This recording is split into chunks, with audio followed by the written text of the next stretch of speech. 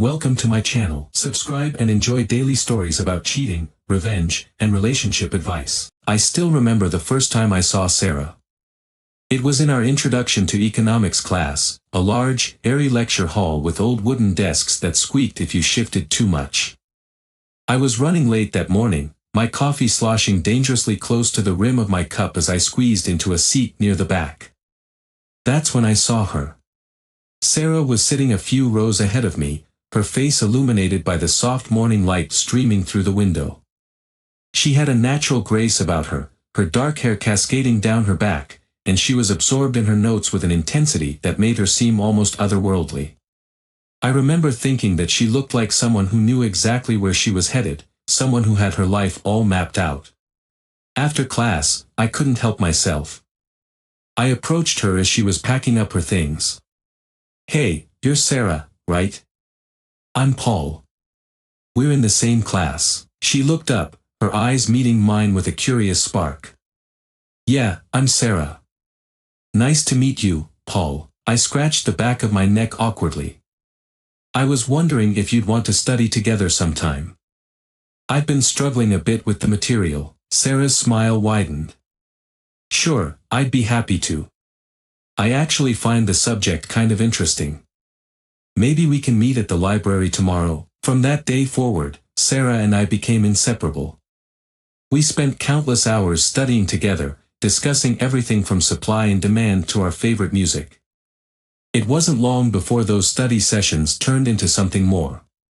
I remember one evening, after a particularly intense cram session, Sarah and I walked out of the library and into the crisp autumn air.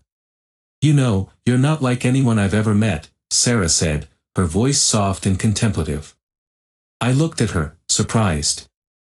"In what way?" "Well," she said, her gaze drifting to the golden leaves falling from the trees, "you listen. Really listen. Most people are too busy thinking about what they're going to say next." I chuckled. "I guess I'm just a good listener. It's part of the accountant in me, I suppose." Sarah laughed, and it was a sound that made my heart skip a beat. "Or maybe you're just good at getting to know people." As we graduated and our paths took us into the real world, Sarah's drive became even more apparent. She had a knack for seeing opportunities where others saw obstacles. When we decided to get married, I was thrilled but also a bit anxious. We were stepping into an uncertain future, but I trusted her completely. The wedding was a whirlwind of joy and celebration. Our families, friends, and classmates gathered in a beautiful outdoor venue, surrounded by blooming flowers and soft music. Sarah looked stunning in her wedding dress, and as we exchanged vows, I couldn't help but feel that we were embarking on something truly special. "I promise to support your dreams," I said during my vows, trying to keep my voice steady. "To be your partner in every challenge and to celebrate every success." Sarah's eyes were filled with tears as she replied, "And I promise to love you, Paul, to build our dreams together and never take you for granted." Life settled into a comfortable rhythm. I started my job as an accountant, while Sarah launched her career in real estate. It was an exciting time, full of new beginnings and the promise of a bright future. We found a charming little house, decorated it with our own personal touches, and soon after, we welcomed our first child, Jake. Then Lily, and finally Ava. Our life together was filled with the laughter of children, the bustle of work, and the shared moments that made everything worthwhile. But even in those early days, I sensed a shift. Sarah was becoming increasingly focused on her career, and the long hours she spent away from home began to take their toll. We were still deeply in love, but the demands of our lives seemed to pull us in different directions. One night, after Jake had gone to bed and the house was quiet, Sarah and I sat on the couch, unwinding from the day. I reached for her hand. "I missed you today," I said, trying to keep my tone light. Sarah squeezed my hand and gave me a tired smile. "I missed you too, Paul. Things have been so hectic at work lately. I hope it's just a phase." I nodded, though I couldn't shake the feeling that something was starting to shift. It was subtle at first, but the small changes began to add up. Sarah was still the person I had fallen in love with, but I couldn't help but feel a growing distance between us, a distance that would soon become impossible to ignore.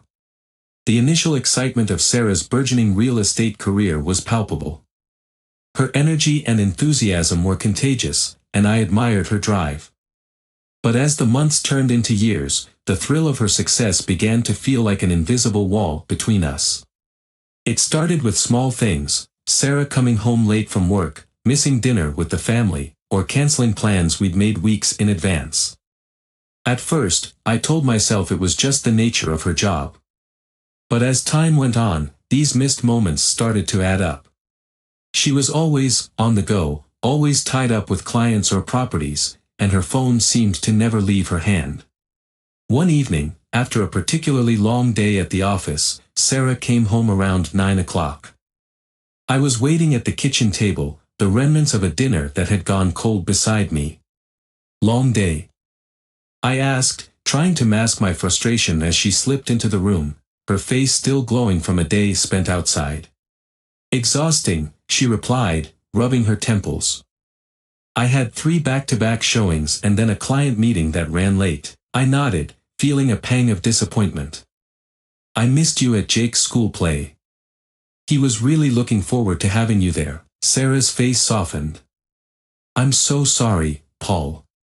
I know it's important. It's just, things got out of hand today. I'll make it up to you, I promise." But the promises seemed to come with diminishing returns. The missed events, the hurried conversations, and the constant preoccupation with her phone created a growing chasm. I began to feel like an outsider in my own home. The real issues started when I noticed something that made me question everything. Ava, our youngest, had a striking resemblance to Ryan, a family lawyer we knew from neighborhood gatherings. It was a minor detail at first, a similar set of eyes, a certain smile, but it gnawed at me more with each passing day. One night, as we lay in bed, I decided to bring it up. "Sarah, can we talk about something? It's been on my mind." "Sure," she replied, her voice muffled by the pillow.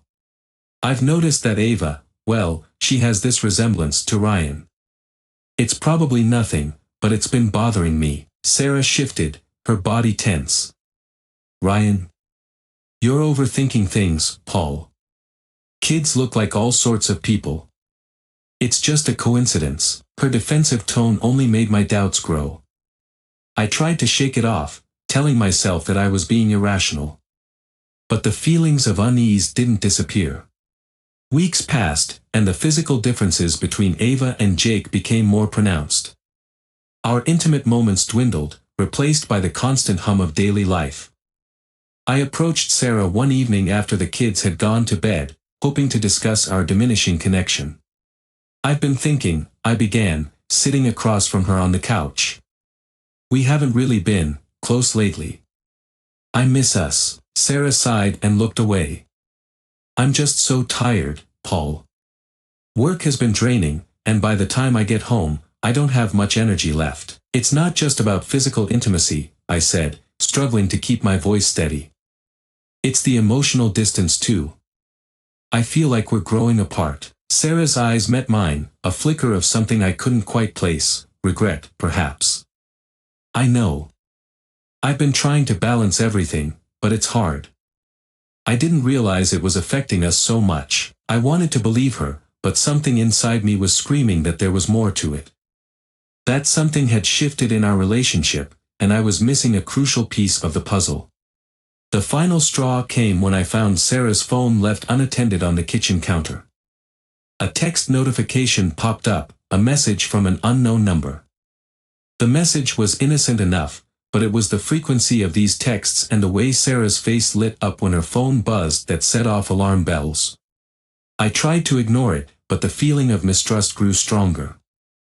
Sarah's increasing absences, her emotional detachment, and now this text, it all added up to something I couldn't ignore any longer. The next step was something I never thought I'd take. I scheduled a DNA test for Ava, driven by a gut feeling that something was wrong. The decision was torturous. Each time I looked at Ava's smiling face, I felt a pang of guilt and sadness. She was my daughter in every way that mattered, but the evidence I was seeking was elusive, hidden behind layers of doubt and fear. I knew that the results, whatever they might be, would be a turning point. I just hoped I was wrong. I hoped that this was all in my head, that our family was still the perfect picture I had always believed it to be. But deep down, I feared the truth might be far more painful. The day the DNA test results arrived, I felt like I was on the edge of a precipice. I had been anxiously waiting for the envelope to come in the mail, my stomach a constant knot of fear and anticipation. When it finally did, I tried to prepare myself for whatever was inside, but nothing could have fully braced me for the impact. The envelope was thick, its contents feeling heavy in my hands. My heart raced as I tore it open, my fingers trembling. I pulled out the document and unfolded it, my eyes scanning the words quickly but unable to fully process them. Ava was not my biological child. I sat there in stunned silence, the world around me fading into the background. The reality of it hit me like a punch to the gut, and I struggled to catch my breath. My first instinct was to confront Sarah, to demand answers, but I knew I needed to be sure of the full picture before doing so. I contacted a private investigator, someone I had used sparingly in the past but trusted for this critical task. A week later, I sat in a small, dimly lit office, waiting for the investigator to arrive with his findings. The walls were lined with old case files and maps, giving the place an air of secrecy that made my anxiety even worse. When he finally walked in, his expression was serious, and he didn't waste any time. "Mr. Reynolds, I've got the information you requested," he said, placing a folder on the desk between us. "It's all in here." I took a deep breath and opened the folder.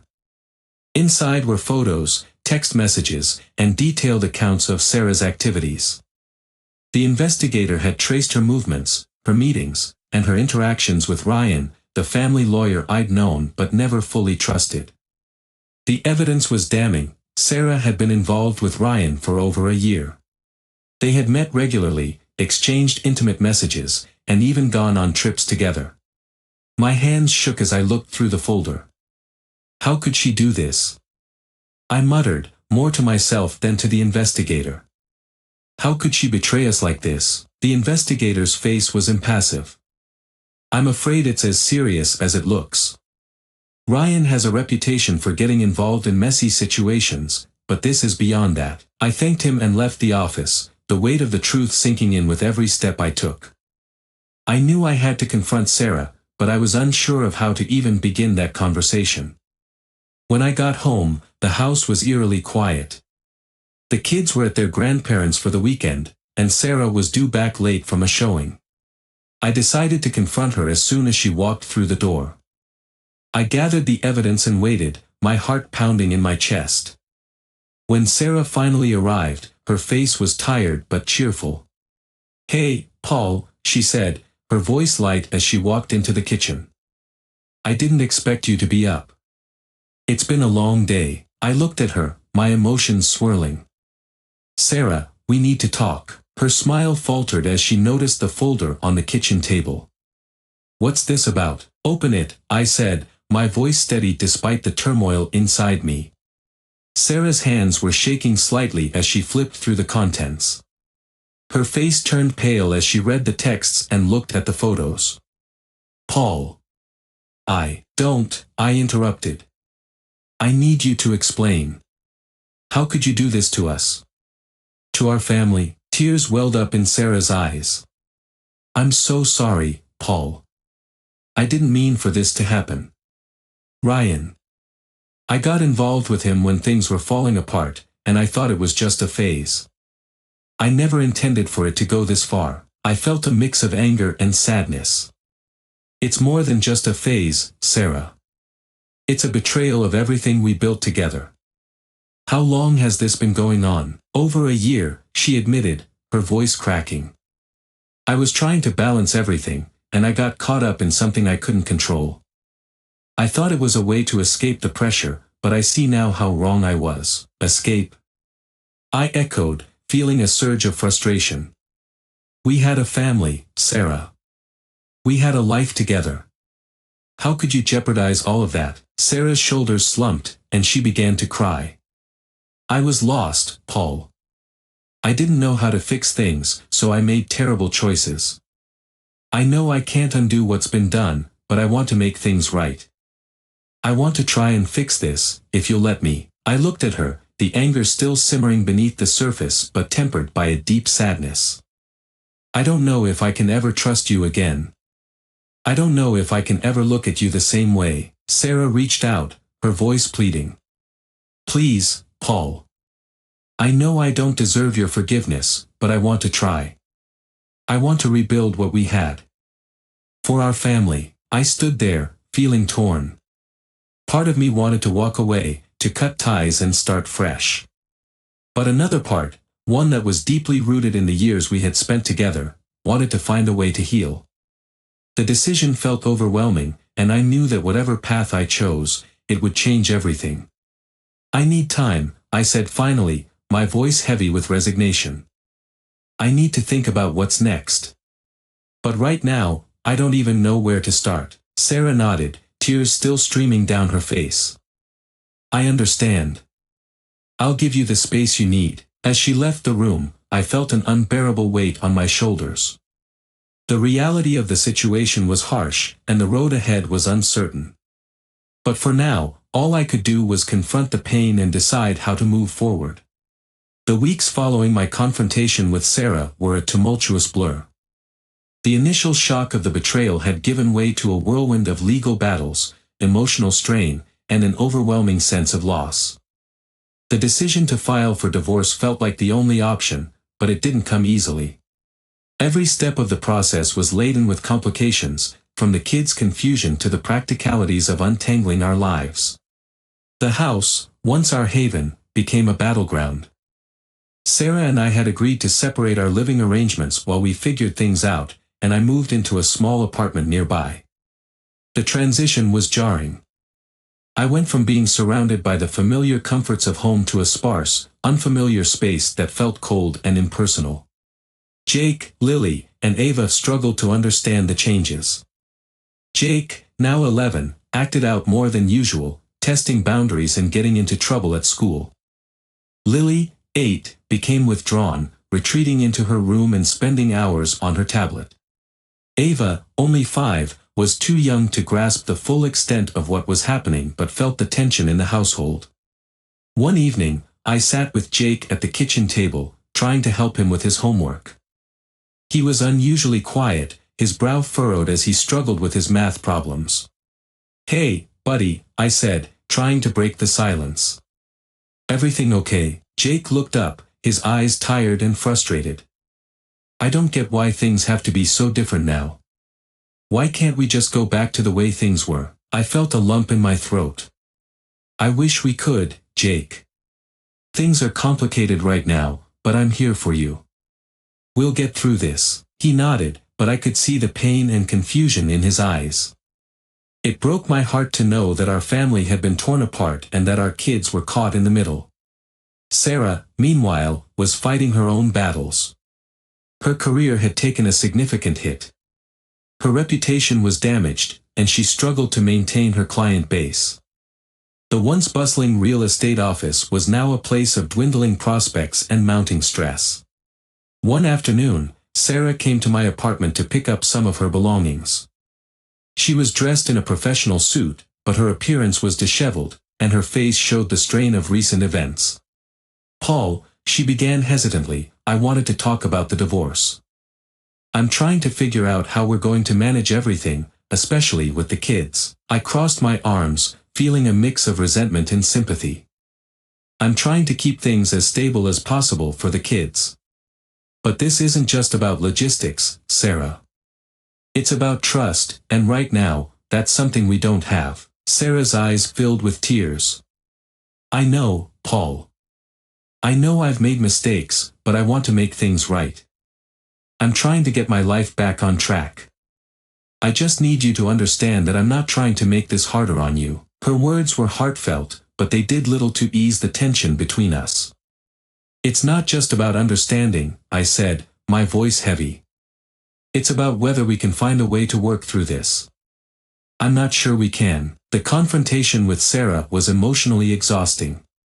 Our conversations often ended in frustration, with both of us feeling like we were talking past each other. Our once loving relationship had become a battleground of unresolved grievances and unspoken hurt. The situation took a dramatic turn when, amidst the chaos of the divorce proceedings, I suffered a serious health scare. I had been experiencing chest pains that I tried to ignore, attributing them to stress and fatigue. But one night, the pain became unbearable, and I ended up in the emergency room. The diagnosis was serious, a need for surgery to address a blocked artery. The news hit me hard, but it was compounded by the fear of being alone during such a critical time. Sarah came to the hospital, her face pale and worried. "Paul, I didn't know it was this bad," she said, her voice trembling. "I should have been here for you." I looked at her, my emotions a tangled mess. "I didn't want you to see me like this. It's hard enough dealing with everything without adding this to the mix." Sarah reached for my hand, her grip tight. "I know. I'm sorry for everything. I want to be here for you, for the kids. I want to fix things, if you'll let me." Despite the pain and fear, I could see the sincerity in her eyes. "I don't know what the future holds, Sarah. I don't know if I can ever fully trust you again. But right now, I need to focus on getting better. I need time to heal, both physically and emotionally." She nodded, tears slipping down her cheeks. "Take all the time you need, Paul. I'll be here, trying to make things right. I promise." As I underwent surgery and began my recovery, Sarah and I had many conversations about our future. They were difficult and often painful, filled with the raw honesty of our situation.